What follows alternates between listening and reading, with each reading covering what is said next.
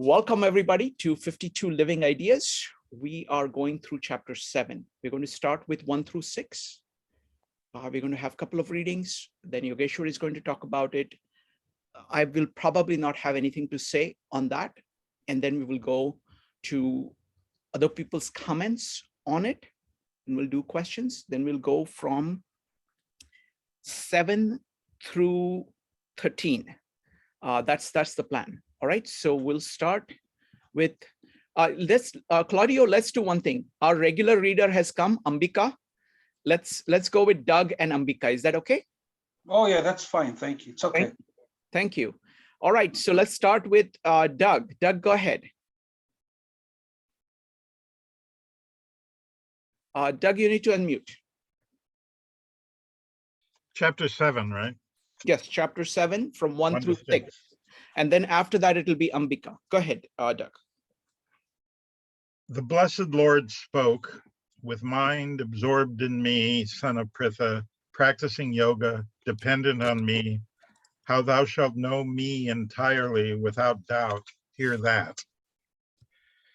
To thee I shall explain in full this knowledge, along with discrimination, which, having been understood, nothing further remains to be known here in the world.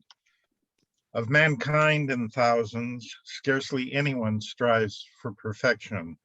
Of the striving even, of the perfected, scarcely anyone knows me in truth.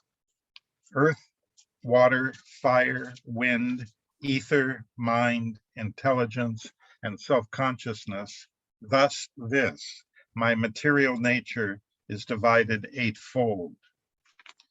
Such is my inferior nature, but elsewhere know my highest nature, that which consists of spiritual beings, O mighty armed one, by which this universe is sustained. Oh, one more, I'm sorry. All creatures have their wombs in this, my highest nature. Understand this. I am the origin and also the dissolution of the entire universe. Thank you, Doug. Next up is going to be Ambika. Ambika, if you could read from verse 1 through 6. The blessed Lord said, "How, O Partha, practicing yoga with thy mind attached to me, and with me as thy ashraya, basis, lodgment, resort, and refuge, thou shalt know me integrally beyond all doubt. To that now listen. I will speak to thee the essential knowledge along with all the comprehensive knowledge without omitting anything, which being known, there shall be no other thing here left to be known. Amongst thousands of men, one here and there strives after perfection, and of those who strive and attain to perfection, rarely one here and there knows me in my essential principles: earth, water, fire, air, ether, the 5 elements, conditions of material being, mind, reason, and ego. This is my eightfold divided nature. This is the lower. Know too my other nature different from this, O Mahabahu, the supreme which becomes the jiva and by which this world is upheld. Understand that this is the womb of all beings. I am the origin of the whole world, and so too its dissolution. Wonderful. Thank you. Thank you, Ambika. Next up is going to be Yogeshwar. Yogeshwar, go ahead. Shri Bhagavan Uvacha Maya Saktamana Partha Yogam Yunjan Madashrayah Asanshayam Samagram Mam Yatha Jnyasyasi Tachranu. So here Krishna is telling Partha, Arjuna, that Maya Sakta Mana Partha. If a person is putting his mind into me, and not only keeping his mind in me, but asakta manaha, meaning that his mind is not deluded by the attachments of the world. He's not asakt, he's not deluded by the world, but now he is only coming towards me, he's pulled towards me. There's an attraction between us. So one part of it is asakta, meaning that, you know how if you can give an example, how an addict is really wanting to get to the substance that is addicted to. If he doesn't get it through the day, then like he feels half, he feels like he's not living. So in that way, asakta, you're really wanting to get to the center, to the core of your being, that if you don't get it, you feel incomplete of yourself. And now the second part of it is manaha. So asakta manaha. We have to keep our mind to always think about, to always be attached to the core of our being. That's when we get it.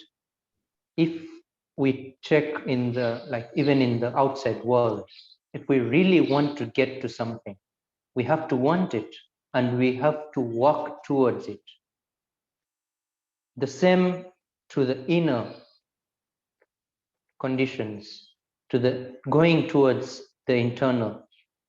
You have to want it and you have to do everything, because when you really want it, you do everything in your power. You do everything at your disposal to actually get there, if you really want to get there.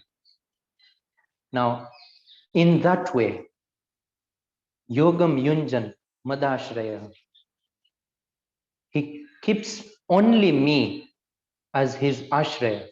Ashraya meaning a place where you can stand, a place where you can be. So I am the only place he can be. And if such a person doing these two things goes into yoga, practices yoga, then asanshayam samagramma. Now, it could also be that he knows me, that would be fine, but here it is written asanshayam, meaning that there is no doubt that he knows me fully, samagram, he knows me fully. Now, the way he knows me fully, that is what I'm going to explain to you. Now, putting this first verse into context, now Krishna is telling Arjuna that, listen to me, Tatshram. I'm going to tell you something really important. How I am really known, how I am really experienced by the person who does yoga and is only attached to me and only knows me as this place where he can be. Jnanam teham sa vijnanam idam vakshyamya sheshatah yajjnatva neha bhuyonyat jnatavyam avashishyate. So jnanam, one thing is jnanam, meaning that you have read all about it, you know all the concepts about that particular object or that particular thing that you're wanting to know. And then savijnanam. Now that gyan is not only knowing it, knowing about it. So savijnanam, meaning it is with vijnanam. Vijnanam here is not only knowing about it, but knowing it. Now there's a difference in those two terminologies. When you know about something, it is separate from you. You know about it. When you know something, it has to be part of you. You know it, you experience it. And that is Vijnana. When you get one with Brahma and you're totally aligned at the core, at that point, you experience Brahma. And that is Savijnanam Jnana. You know all the concepts about it, but you know it with experience. And I am going to tell you all that, and I'm going to tell you all that asheshadaha. I am not going to leave any stone unturned. I'm going to turn the stone and tell you each and every angle about it. Yaj gyatva neha bhuyon yaj gyatavyam avashishyat. After knowing that particular thing or that particular concept, after experiencing it and knowing it, after having both done, nothing else is remaining for you to know.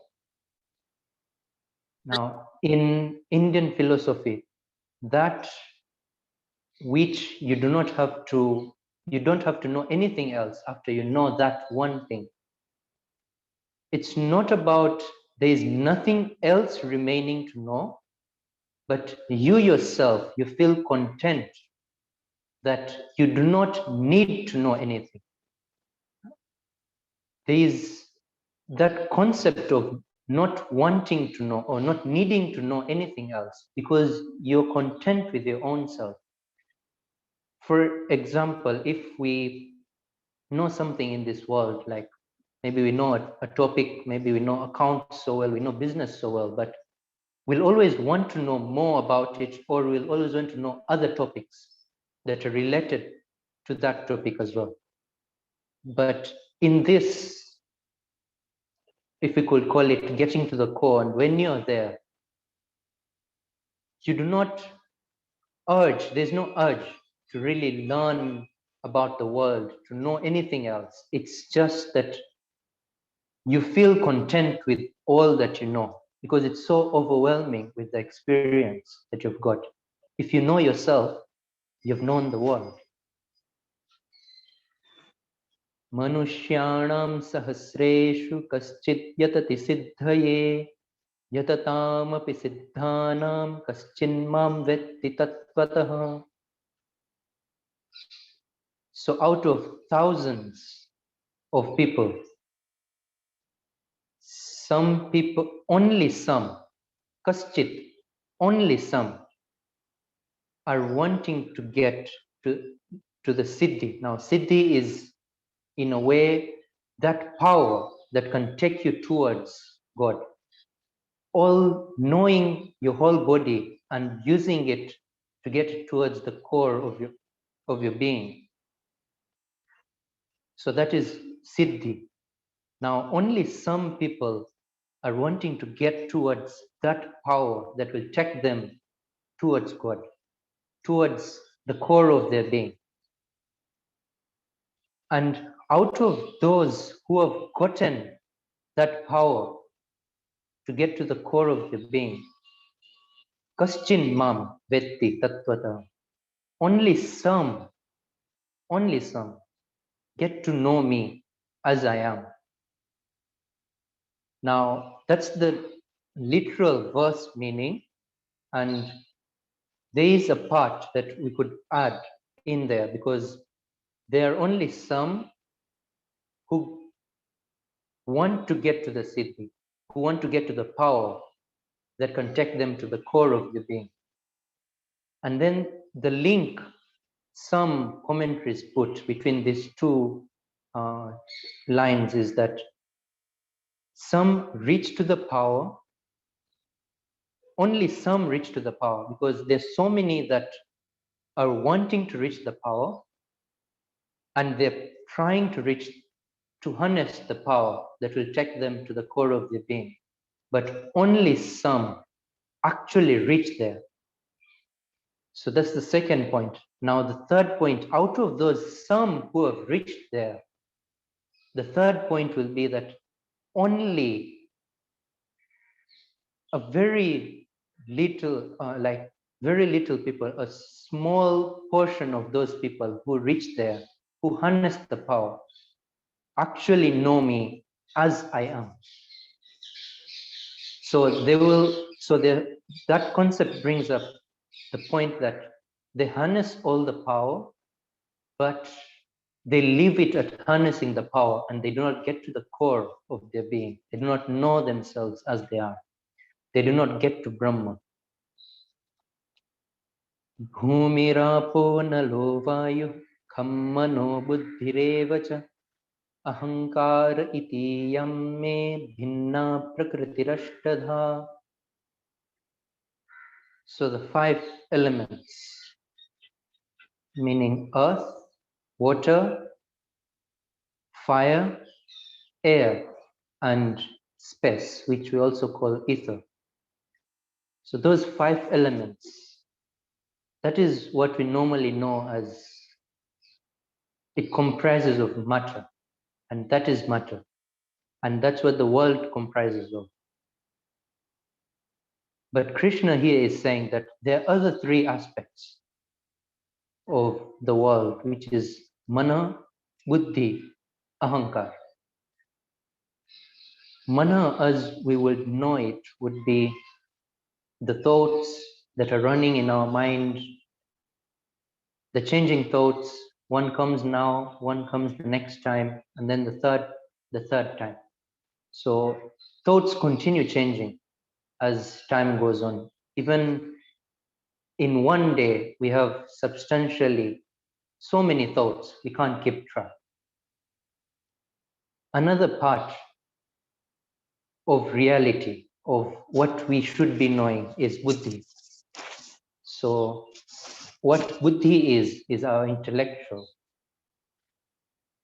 What intellect does is puts our thoughts, it condenses our thoughts to one point.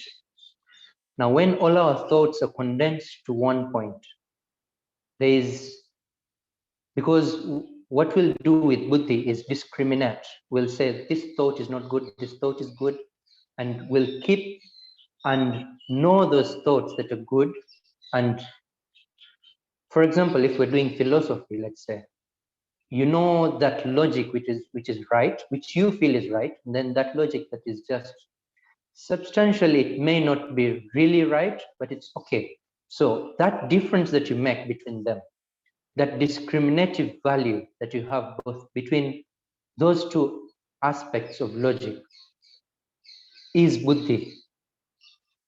And ahankara here, it's the attachment that you have, whether it's the attachment to your thoughts, it's the attachment to your knowing that this is right, this is wrong, your attachment to your body, your attachment towards the worldly objects, sense objects or attachment objects, all that, all the attachments. Basically, a literal translation would be ego. Now, these 8 types are my prakriti. If I would try to say 3 different terms used in Sanskrit. One is prakriti, another is sanskriti, and the third is vikruti. Now, those 3 are like prakriti, if we could directly translate, is nature. Sanskriti is how you nurture. That's the right way of taming your nature. And vikruti is the wrong way of taming your nature. Like you go against your nature. That is vikruti. Now, in these 3, prakriti is always there. That your nature will always be. Sanskriti, which is also known as sanskara. What sanskara will do is it will it will change the course of your prakriti towards how your prakriti is. It will nurture it. It will not go against it. It will actually flower it. It will make it to the point that if it's just a seed, it will come out as a full-fledged tree. So that's the Sanskriti or Sanskara. And Vikruti it's totally going against the rules of your nature. That will be Vikruti. So here, what Krishna is saying is Prakriti, just what I am, just know what nature is. What is nature?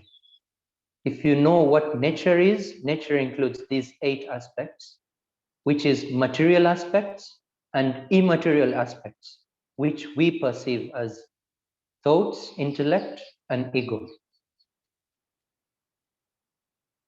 Apareyamitastvanyam prakritim vidhi me param jiva bhutam mahabaho yayedam dharyate jagat. Now, this what has been mentioned so far is apara. And para, prakriti, meaning that is not these 8, and it is far beyond these 8. That means para. And it is part of prakriti. It is part of nature. That being part of nature is the jiva, the atma. Jiva bhutam mahabaho yayedam dharyate jagat. So, in a way, if we could say, what is in this body is reflected in this whole world. So in that way, the Jiv, the Atma, it is what is the Chetana, it is what is the lively thing, it's the life force within our bodies. And that is what helps us to run this body. It helps us to run the other aspects of nature. The other aspects of nature being the 8 mentioned above. And this aspect of nature, which is the Jiv, the Atma, that is part of your nature. And knowing that part of nature, you can be able to control these other 8 aspects of your own nature. And this is not 2 different things. In a way, it is described as para and apara, meaning that beyond, and that which is within your reach. But they're both termed as prakriti. They're both part of nature. They're both there. One is within your reach, the other is beyond your reach right now. So when you get to that which is beyond your reach right now, you can control what is within your reach right now, and that will be total control of these 8, and you'll be able to direct them where to go, where not to go, as per your own conditions. As we had described the example before, if the master of the house comes in the house and announces that I am the master of the house, then all the other servants of the house, all the workers in the house will stop pretending that they are the master. When the master comes in, they know that we have to work for the master and we are not the masters. Etad yonini bhutani sarvani tyupadharaya aham kritsnasya jagata prabhava pralayastatha. So all this is what makes up prakriti. All this is what makes up nature. So you should know what makes up nature. You should know what the world is run by. You should know what the outer and what the inner is as well. And you should also know me. Now, aham. Now here, aham. What Krishna is trying to tell Arjuna is not the aham, not the me that you know, but the me I am saying is that which is one with Brahma. I am talking from the source, the core of my being. And when I say I do not mean the ego or the separated self. What I mean is the I, the me, that is also within you, and that Brahma that is within me, I'm talking from there. So when Krishna says aham, he means the Brahma from the source of all life. That's where he's talking from. So the source of all life, it's the one that creates all of nature. And it is also the one that destroys all of nature. Now here we can see that everything, if we only know God as the creator, that's not sufficient, because if we know him as the creator, we should also know him as the destroyer. There's no, we always try to put God in the context of he is like, because we know creation or creation as good. We know all the creation, all the beings, all that is good. And then we ascribe death as something bad. But that ascription, our knowing that death is bad, doesn't make it bad as per se. It is part of nature. And if you can take it as part of nature, you know it is part of how life runs. Don't ascribe good or bad to it. It is just how it is. So if you can also accept, you accept birth, because we all rejoice when a new baby is born. We all rejoice when maybe our pets give birth. Yeah, we all rejoice. Or even when there is a new being in our family, we all rejoice. Now, when death comes to somebody who is close to us, or death comes to us ourselves, we really cling backwards. We do not accept it.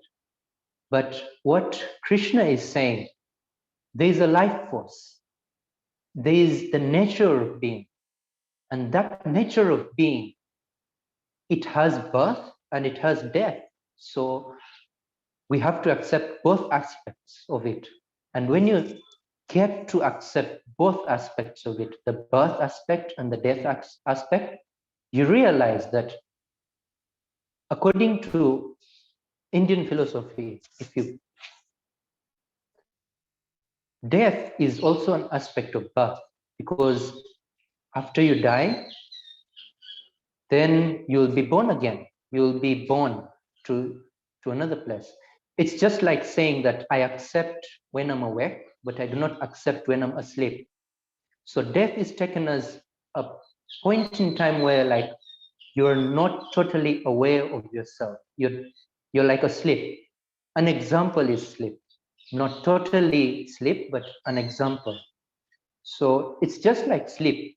When you wake up again, you feel refreshed. There's a new life within you. So the same way, what happens is when we are born in a different place, so death is just like going behind the curtains and coming back, according to Indian philosophy. So that's how it is viewed.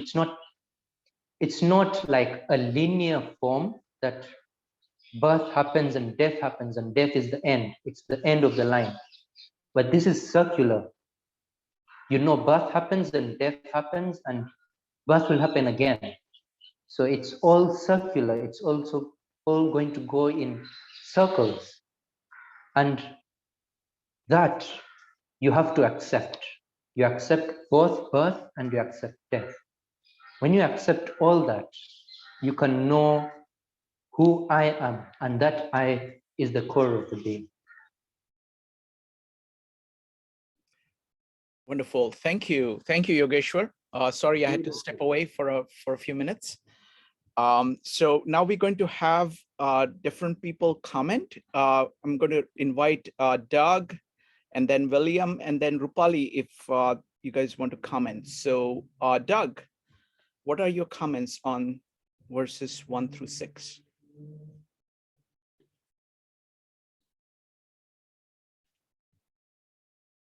Doug, you need to unmute. Yeah, I was unmuting and Sure.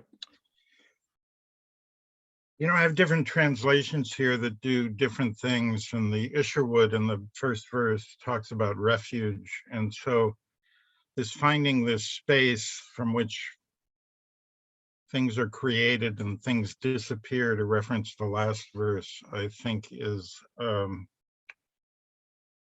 mean, the things that really pop for me are that initial sort of statement of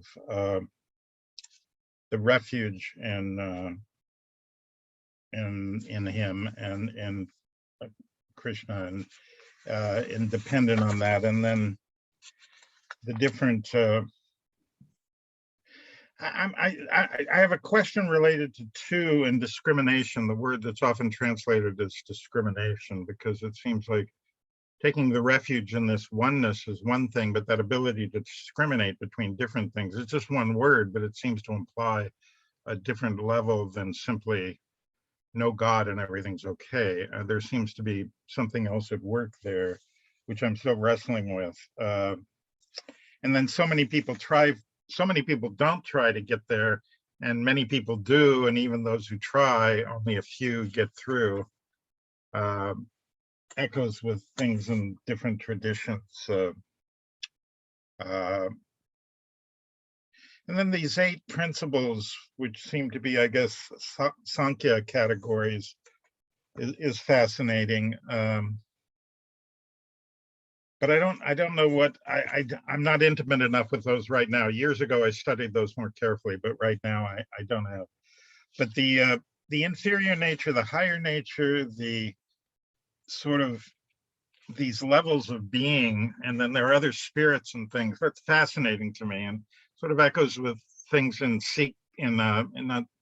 Sufi traditions of the levels of beings, and I find that sort of fascinating. And then the 6th verse, I think, is the most fruitful to me. The wombs of this highest nature, all creatures are created out of this, all disappear into that.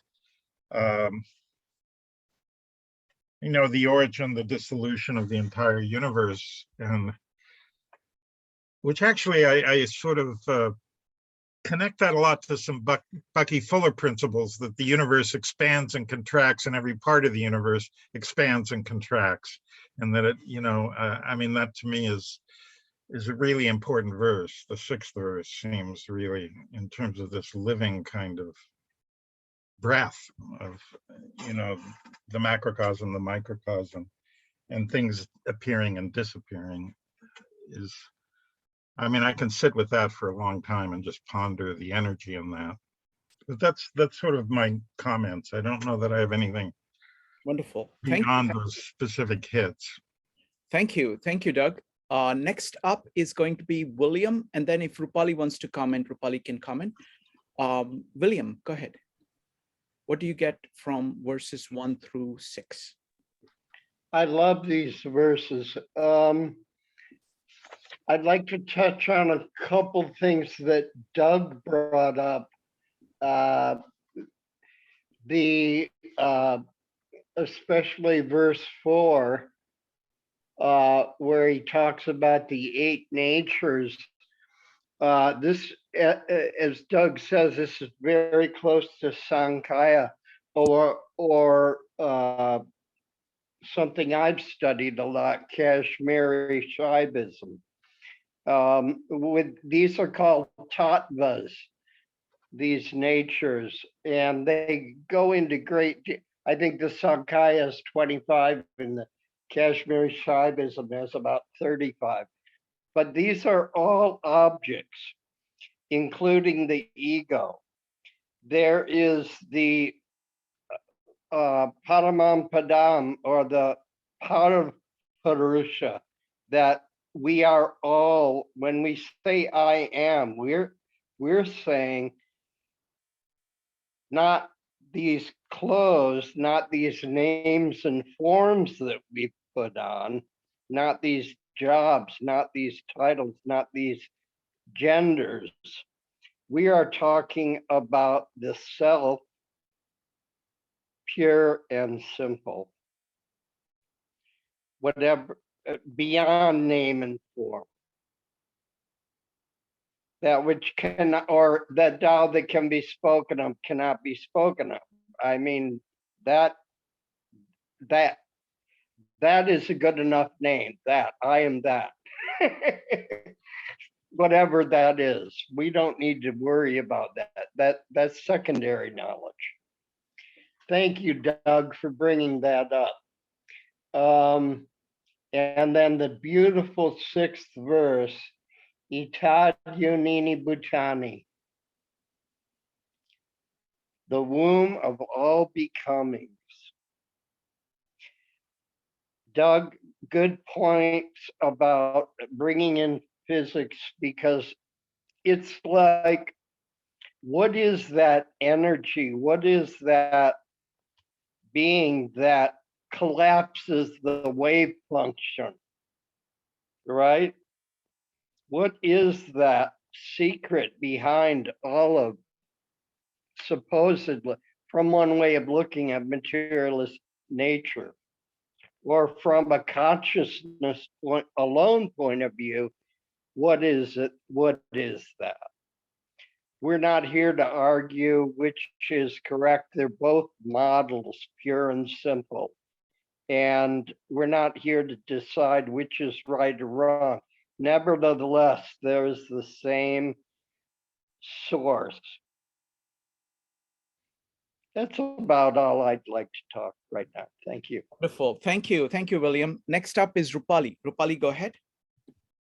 Thank you, Shrikant. And I want to thank Yogeshwar for clarifying this adhyay for me.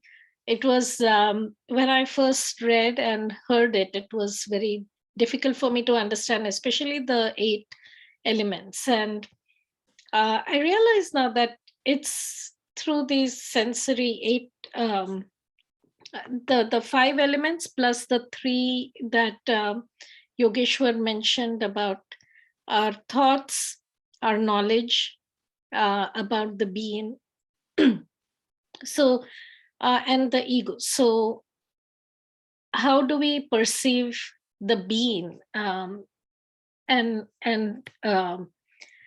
how we can then work towards knowing who we are ourselves.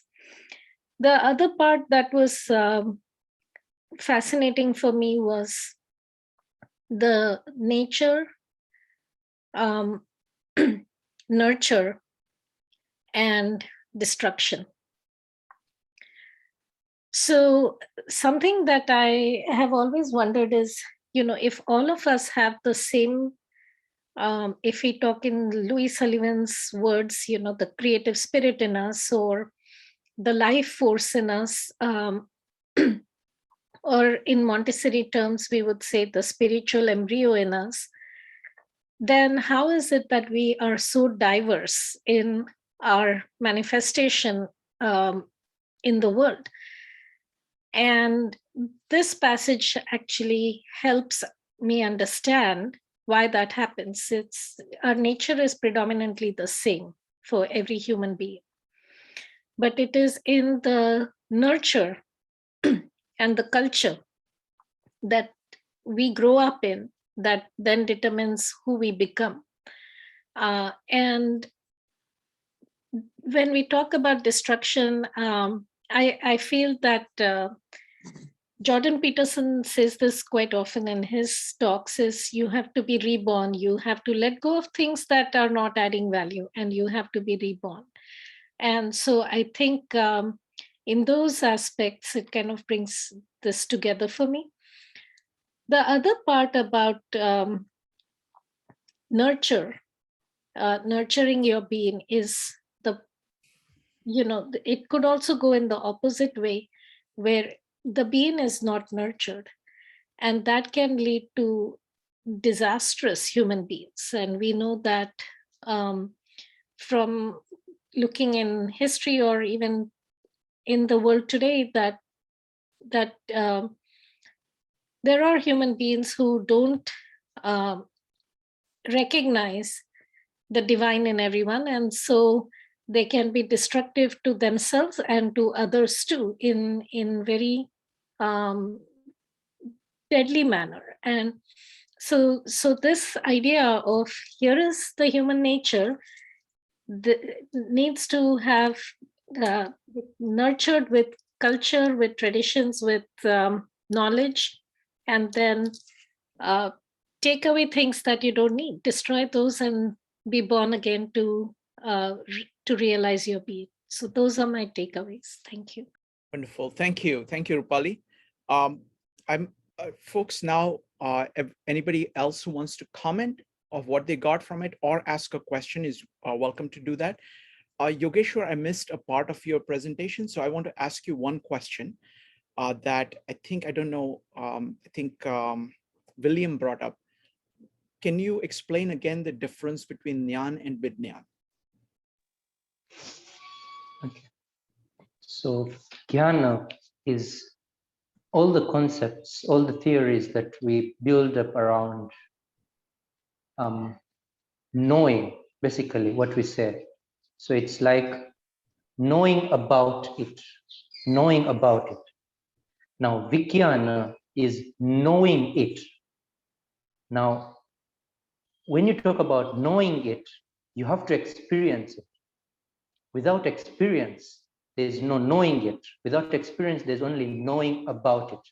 You will know it, you will know about it from all the sides, like maybe right, left, all the angles, you'll know about it. But to know it, you have to experience it. So now Vijnana here is the experiential part of it. When you have experienced it, and the only way to experience it is to become one with it, to become it. When you become one with it and you experience it, after that, nothing else is to be known. Wonderful. Thank you. Thank you. What I'm going to do is I'm going to read from Naneshwari, just about the first two verses where Naneshwar explains what Krishna is doing. So this is Krishna talking about what he's planning to do in this adhyaya. Magamhaneto Bhagwanam, tuza kathile mi yoga jnana. So I'm telling you about the knowledge of yoga. Manunatu atmavana hoshilata. When you understand this, you will actually own yourself, own your own core. Tu brahmamayatesa ghe januna jaise talahati te ratna. So understand the idea of brahmamayata. Brahmamayata means to be full of Brahma. Understand what this means. Understanding that, I'm going to explain that to you like placing a jewel on the palm of your hand. So I'm giving you that knowledge like a jewel that I'm going to place on the palm of your hand. That's how I'm going to tell you not only Jnana, abstract concepts to understand it, but along with Vijnana. That means along with experiential aspect, of actually experiencing it.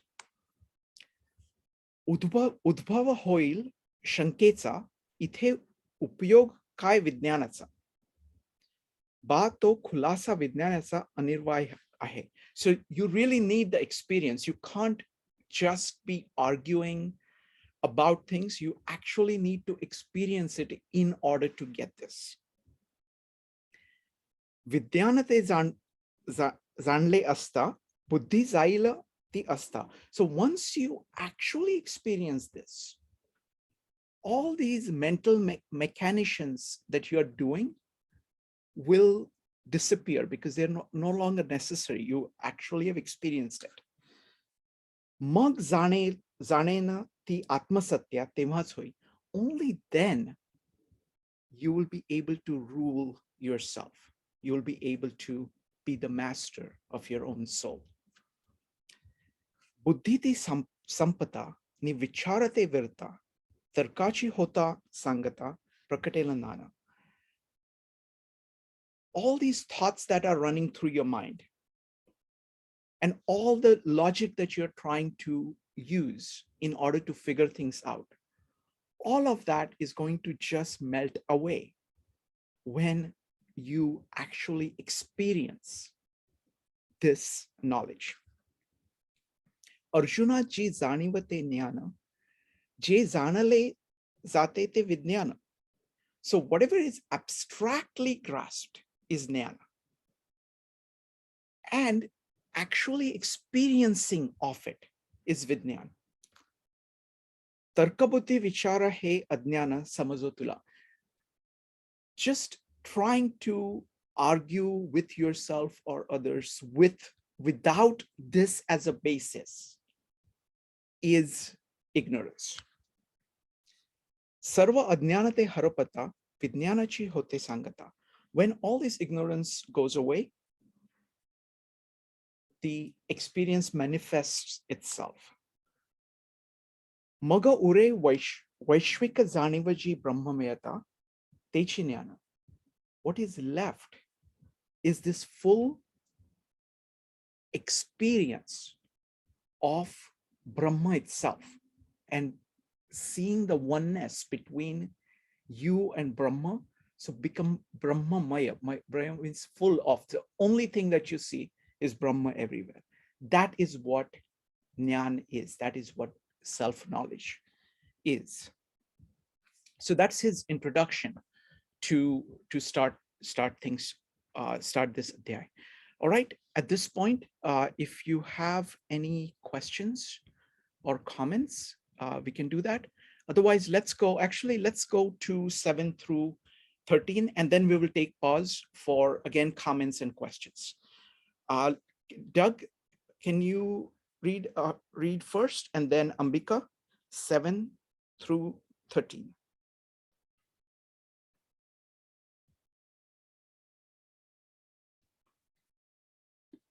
Through 13, did you say? That's correct, 7 through 13. I am he who causes, no other beside me. Upon me these worlds are held like pearls strung on a thread. I am the essence of the waters, the shining of the sun and the moon. Om in all the Vedas, the word that is God. It is I who resound in the ether and am potent in man. I am the sacred smell of the earth, the light of the fire, life of all lives, austerity of ascetics. Know me, eternal seed of everything that grows. The intelligence of those who understand, the vigor of the active in the strong. I am strength, unhindered by lust and the objects of craving. I am all that a man may desire without transgressing the law of his nature. You must know that whatever belongs to the states of sattva, rajas, and tamas proceeds from me. They are contained in me, but I am not in them. The entire world is deluded by the moods and the mental states, which are the expression of these three gunas. That is why the world fails to recognize me as I really am. I stand apart from them all, supreme and deathless. Thank you, Doug. Next up is Ambika.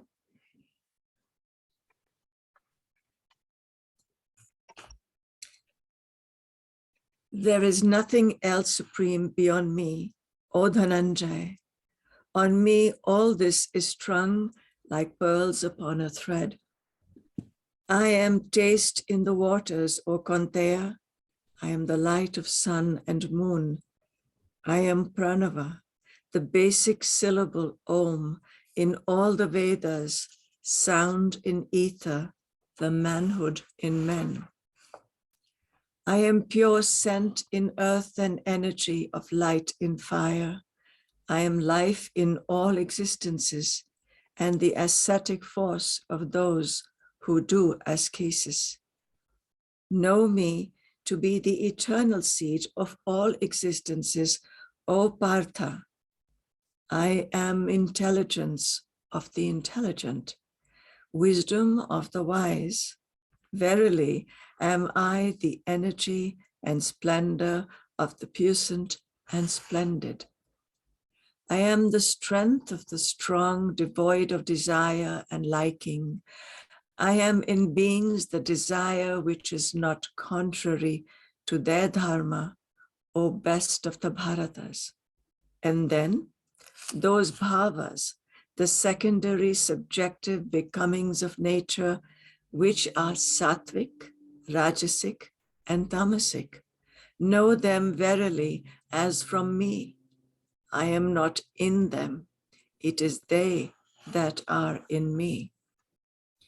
By these three kinds of becoming, which are of the nature of the gunas, this whole world is bewildered and does not recognize me supreme beyond them and imperishable. Thank you, Ambika. Next up is Yogeshwar. Mattah parataram nanyat kinchidasti dhananjaya mai sarvamidam protam sutre manigana iva. So mattah parataram nanyat. So there's nothing beyond me. If one knows me, he knows everything that is within me. There is nothing that is more than me. If something is the basis of life, yeah, there's nothing that can be more energized, nothing can be more full of energy than that basis of life. So that is who Krishna is talking about, Brahma, that I am Brahma, I am one with Brahma. So I can feel the life force within me, and I am the life force. Now, there's nothing that is beyond this life force that I'm talking about. And Mai Sarvamidam Protam, Sutre Manigana Iva. This is an example that is a metaphor that is given here. Everything is in me in a way that, you know how maybe if we call a rosary, yeah? If we have a rosary and then all the beads are within there. So there is that thread that is going through and the beads of the rosary. So the beads are the manifested world. Now the thread that is going through is the life force running within everything.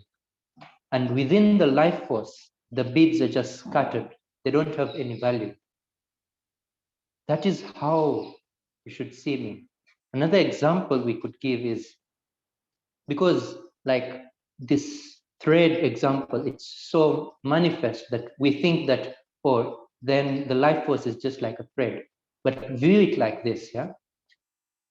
The sun is at the center, and then the earth and all the planets are going around the sun. Now, just view it as the energy that keeps the earth on its course. Yeah, you can't see it. There's no way to see it, but you can see that it is one course that the earth takes. Year in, year out, it's that one course that the earth takes around the sun. And there's also that energy that is keeping the earth at a certain distance from the sun. So all these two forces acting upon, like you can't see them, but without those forces, the earth would not be where it is right now. So that force that is acting upon all living things, or even non-living things, that force is I. Now, on that concept, Krishna is giving more examples, like which force am I? Rasohamapsu Kaunteya Prabhasmi Shashisuryayo Pranava Sarva Vedeshu Shabda Khe Paurusham Rishu. So in each and every liquid that we test, I am the test that you get out of it. I am, now that test, it's like the essence of that liquid. When you want the essence of that liquid, that is the test. And normally, if we just put solid food on our test buds, you don't get the test. But when it mixes with the saliva and it becomes liquidish, that's when you get the test. Yeah? And that test is the essence of that liquid. So now everything here that Krishna is going to talk about, it's about the essence of life. If that is not there, then there's no use of that. If the essence is not there, the manifest, there's no use of it. So Prabhasmi Shashi Suryayo, from the sun and the moon, I am the shining rays. I am the shine that comes out. So if the sun and the moon were there and they did not have the shine, they do not have this, sorry. Am I cutting out on my voice? Shrikant, if you could It's tell fine. me. It's fine. There's no problem. Okay. Okay, fine.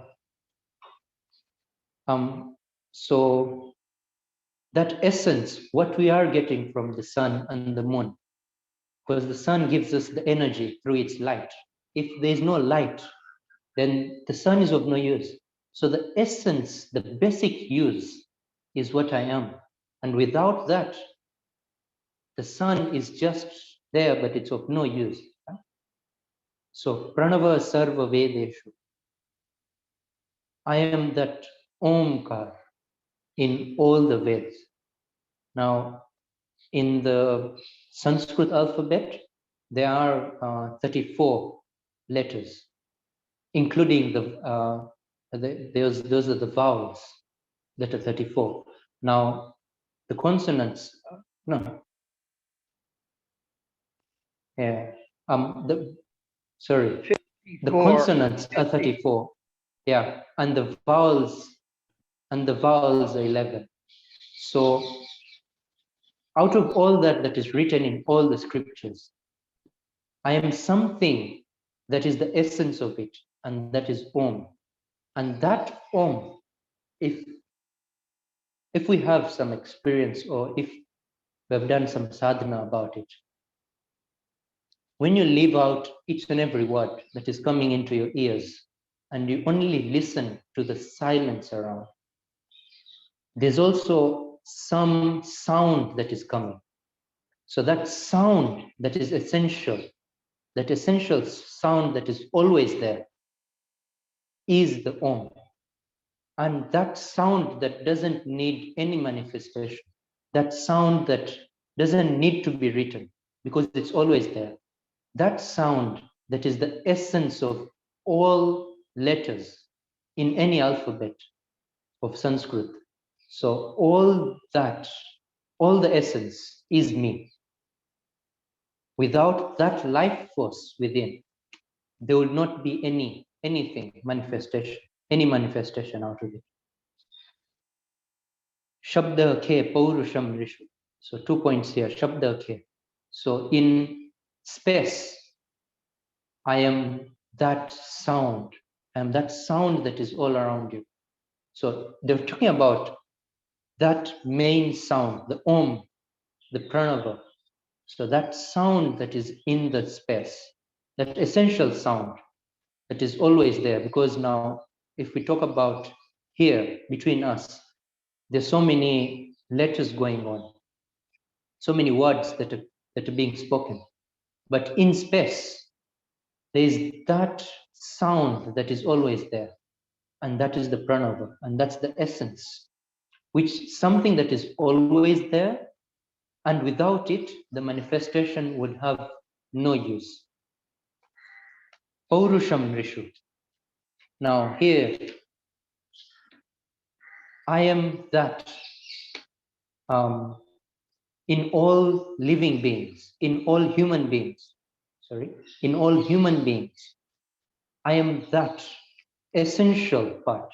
So Paurusham here, if you take it by the word of Sankhya, because Sankhya has Prakriti and Purusha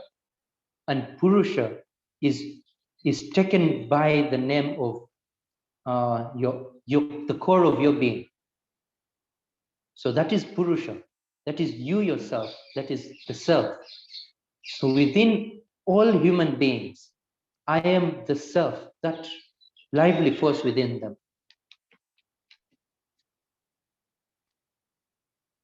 Punyo gandha prithivyam cha tejaschasmi vibhavasau jivanam sarva bhuteshu tapaschasmi tapasvishu.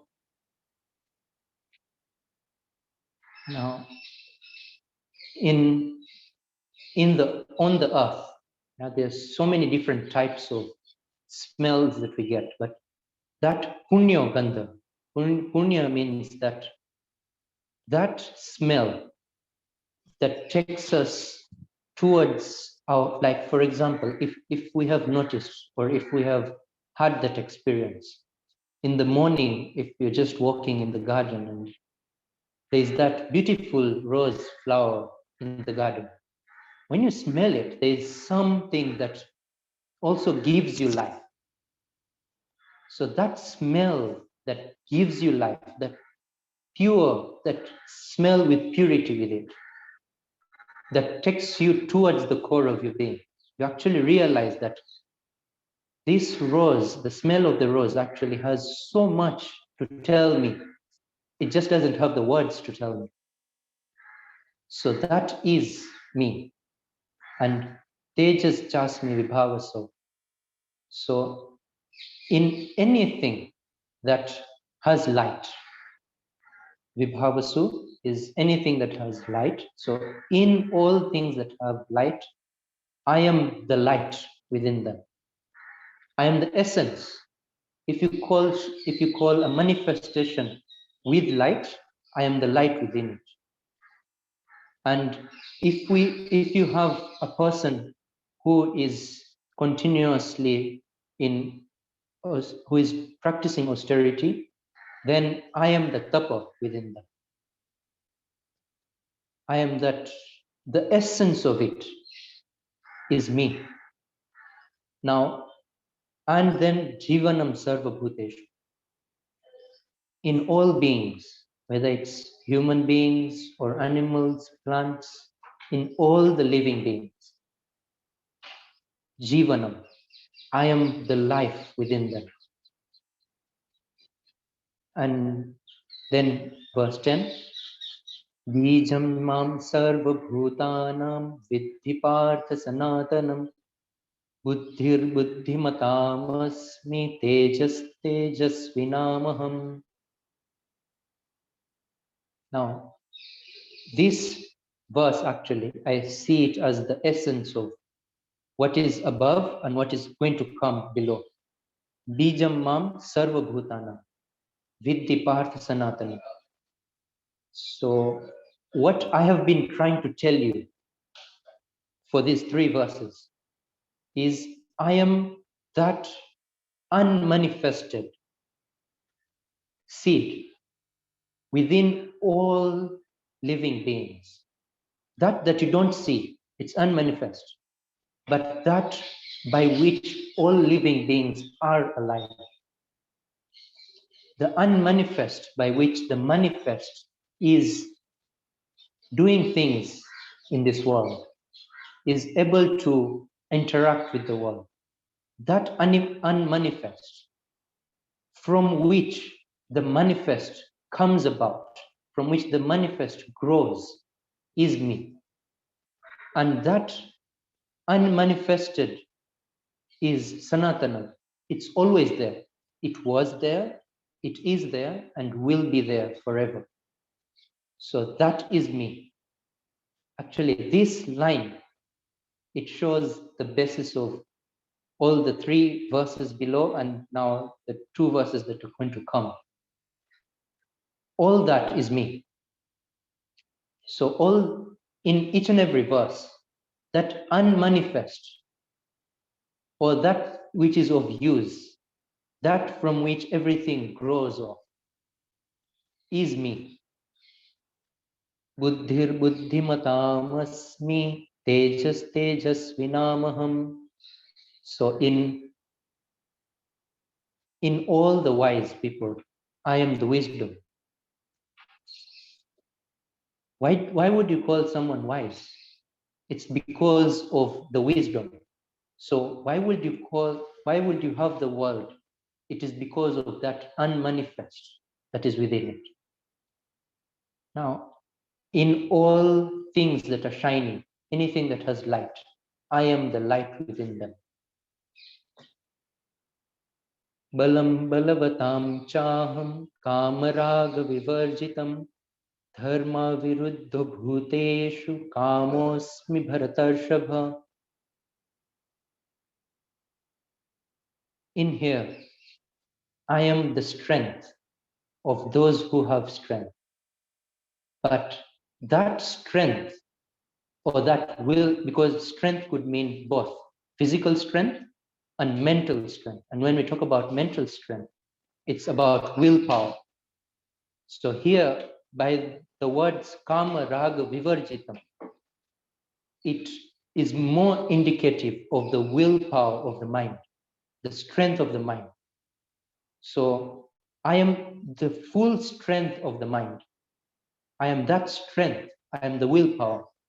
But that willpower, I am not the attachments itself or that which brings about the attachments. I am not what clings to something. So kama raga vivarjita. So that willpower that is within you is the essence of your mind. It's what it's what directs your mind to any aspect, to anything outside. But living out the attachment and the wanting. So living out those 2 aspects, I am that willpower that manifests within your mind. Dharma viruddha bhuteshu kamosmi bharatarshabha. There, what is said is, now there is a concept about Brahmacharya. So in Indian philosophy, Brahmachari, a person who is practices lifelong celibacy. So that is a type of Brahmacharya. Yes, that is. But in this, according to this verse, yeah, when it says dharma aviruddha bhuteshu kamosmi bharatashu. So if it is within your swadharma, like you're a household and you have a wife, and then there's, so out of that, like if it is within your swadharma, if it is within the concepts of your action, then I am also the calm. Yeah. First he says that I am not the calm or the raga. Yeah. But now I am the calm. I am that attracts you. Yeah. But if it is not beyond your swadharma, if it is within the limits of your swadharma, yes, I am the calm. So basically, the concept here is, if you are together and it's only for you to have children. So that's the concept of celibacy. If a person is practicing celibacy and he is a household, yeah, he's living in a house and he has a wife. So in Indian philosophy, he's also called a celibate if the only reason why he is in the household is for the children. It's only for the next generation. It's like he is not so attracted towards the attachment itself. He's not only attached to the sansaric, to the worldly pleasures, but he is there for the reason of giving more life to his children. So it is just for that reason that he's in the household. Even that person is called a celibate. So not only am I that person, because a celibate in Indian philosophy is not only the person who is away from all the samsara, who is gone to Himalayas or who has gone to the forest, but even though you're in the household, and the only reason you're in the household is not the attachments, but it is actually for the good of all the people around you. That is me. Ye chaiva satvika bhava rajasastamasascha ye matta eveti tan vidhi nattvaham teshu te mai. Now, what Krishna is saying, that everything that manifests, whether it is sattvika, rajasika, or tamasika. So, in Indian philosophy, sattvic, rajasic, and tamasic are the three types of prakriti. They are part of nature. These three are part of nature. They're not out of nature, or they don't take you out of your nature. They are part of your nature, they're part of nature, and they all manifest from me. So what tamasic would be something that takes you towards sleep. It takes you towards rest. And rajasic takes you towards action. So those are the two different aspects. One is towards action, another is towards rest. Now, sattvika bhava is that takes you towards the core of your being. So everything, whether it is sattvic, rajasic, or tamasic, whether it is action in the world, or it is whether you are sleeping, yeah, it is all part of the manifest world, which is from me. It comes from the unmanifest, which is me. So matta eveti tan vidhi. So all that comes from me, that you should know. And another thing that you should know is nattvaham teshu te mai. If we want to really understand this, maybe we can give an example of the subsets. So the unmanifest is bigger of a subset. It's like the full circle that you draw around. And then there's a small circle that you put within. And that is the manifest. And that is, so in that way, that manifest is within the unmanifest. It is within me. That you should know. But I am not within them. That means you cannot know me if you're only indulged within them. When you get indulged in me, you will know them fully. But when you're indulged in them, you won't know me fully. Tribhir gunamayir bhavair ebhi sarvamidam jagat mohitam na bhijhanati mamebhya paramavyayam. So from these three types of gunas, these three types of nature, everything that you see around is manifest from these three types of nature.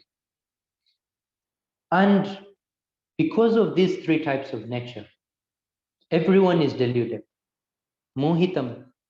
So everyone is deluded. They are not trying to get to their own core. They're not trying to get to me because there's so much indulged in the world. And they are not knowing. Na bhijanati. So they are not knowing. What aren't they knowing? Mamebhya paramavjayam. they're so indulged in the world that they are not knowing me, who is Param Avyaya, who is away from this, is beyond this manifest. And that never actually ends. It's always there. Now, I would like to talk about, I had to talk about this at the start of the chapter, but I forgot about this. So, like we have seen in the first 6, yeah, if we read chapter 2, the rest of the story, like 3, 4, 5, 6. So chapter 2 is the essence, and chapter 3, 4, 5, 6 is like the full view of chapter 2, because the concept of Sankhya and Yoga comes up in chapter 2, and it's talked about throughout until these 6 chapters. And then there's chapter 7. Now, the concept that is going to be brought out in chapter 7, part of it we have already known, and the rest of chapter 7. So from the rest of chapter 7, the other 5 verses until 12, they all come out. So chapter 7 is like the summary, and then the rest until chapter 12 is the full body of the composition. They're now going to talk about each and every point that they've brought out in chapter 7. That's how it's all put out. Wonderful. Thank you. Thank you, Yogeshwar. Now, if Doug wants to comment, Doug, then William and Rupali, and then I'm going to open it up for comments and questions from everybody. Doug, go ahead.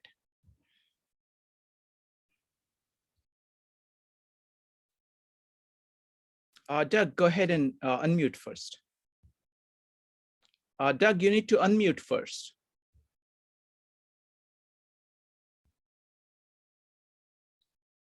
Oh, just a second. Oh, my fault, my fault. There is a problem.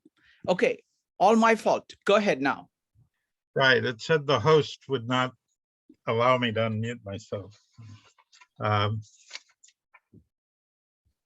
mean, this is, I have a couple of, I really like the discussion of the gunas in this section and throughout the book, and that quality which seems to really influence life and diet, and all kinds of certain foods reinforce certain qualities. And so I'm really glad we're finally into that section. But I love the thread and the way Yogeshwar explicated that the beads are what's manifest and the thread is the sort of through line through them. I really like that idea. Once we got into the I am this and I am that and I am this and I am this quality and that, and sort of the essential quality of any quality, it starts to remind me a lot of Walt Whitman, where he starts to do these lists of essences and qualities and things. And that to me is a very strong poetic in this. Like anything you notice as having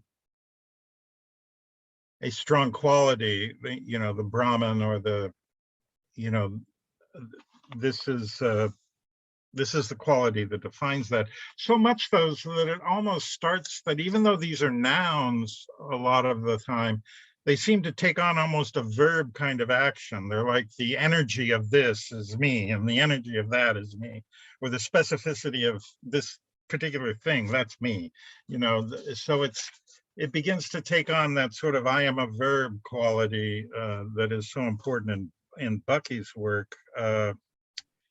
And then the seed and the might of the mighty, and that you get rid of the lust and passion, and then there's love. That love seems to be, when you strip away things, there is this energy of love, which is ironically what a lot of traditions go to, and what Bucky landed with was love is omni-inclusive. You know, it includes everything, and it's for Bucky, I think love was like a monkey wrench. It's something that allowed you to get things done. It created low pressure points where energy can move in different ways. And so this seems to really be saturated with these qualities. And then this book, the Winthrop Sargent book, has a really interesting discussion of the gunas, that they're threads and they're woven together into a weaving of threads into like a rope. And I think that that whole thing starts to become really rich. And the sattva, tamasic, rajasic, that's really interesting to me, because Gandhi's satyagraha is holding fast to truth, and that's related to this energy that the good is also what is true, and that as you get away from that, you get into these other more delusional things. But even that is part of the web of nature. The good is part of the web of nature. So I'm more tripping on it than any major kind of trigger, but I'll leave it with that for now. Thank you, Doug. Next up is William, and then Rupali, and then Joe. William. Thank you, Shrikant. This was a great part. I especially like the beginning. Visham Mam Sarvabhutani Bhutan. It's like pranams to Yogeshwar for his wonderful explication of the silence or the